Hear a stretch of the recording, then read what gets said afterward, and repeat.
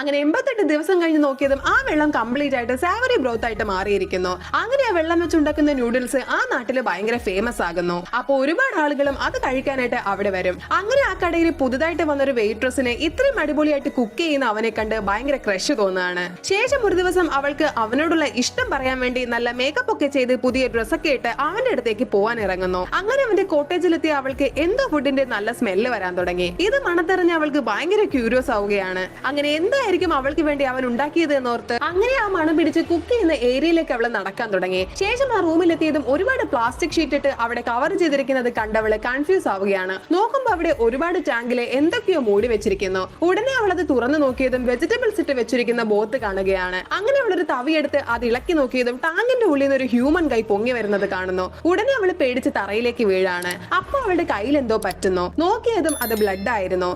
ഒരാൾ അയാളുടെ ഗേൾഫ്രണ്ടിനെ കൊന്ന് വെള്ളത്തിലിട്ടിരിക്കുകയാണ്.